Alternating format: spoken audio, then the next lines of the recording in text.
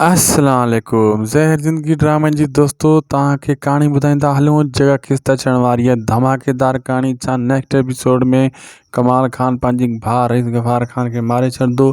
छा ओठो ऐं रबन आज़ाद थी चुका आहिनि, इहे रईस गफ़ार खान के बचाइण में कामयाब थी वेंदा या वरी दोस्तों रबन के वरी ओठो कंहिं ॿिए तरफ़ वठी वेंदो?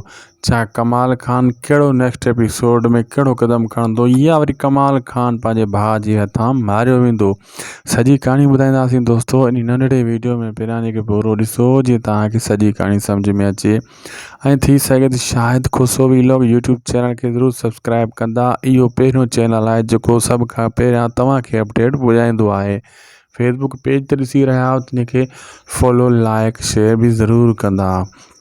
दोस्तों तव्हांखे ॿुधायोसीं पोइ किस्त में त ओठो रबन खे छॾाइण में कामयाब थी वेंदो। तव्हां ॾिठो हिन किस्त में ओठो रबन खे छॾाइण में कामयाब थी वियो, लेकिन हाणे रबन ज़िद कंदो त रईस गफ़ार खान खे मां बचायां, उन ॻोठु वञा, लेकिन मां ओठो वॾो रोकींदो इन खे, नई प्लैनिंग सोचींदो, उन तरीक़े सां एॾे ॻोठ ॾे दाख़िल थियूं।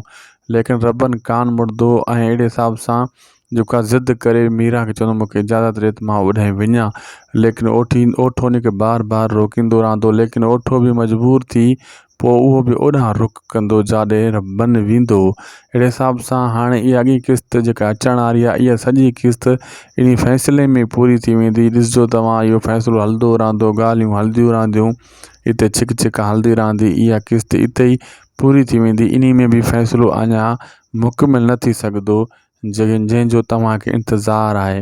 तेसीं ताईं रबन वारा बि रस्ते में हेॾां होॾां तव्हांखे नेक्स्ट एपिसोड में ॾिसण में मिलंदा। हर कंहिंखे इहो इंतज़ारु आहे त फ़ैसिलो थिए त ॾिसूं छा थो थिए, लेकिन अॻी किस्त इन में पूरी करे छॾींदा। इहा दिलि जाए कयो तव्हां। अहिड़े हिसाब सां वारिस बि फुल तयारु आहे, मन कमाल खान वारा का हरकत मता करनि त मां उनजो भरपूर जवाबु ॾियां। दोस्तों वीडियो पुॻो आहे पुॼाइण ते ख़ुदा हाफ़िज़।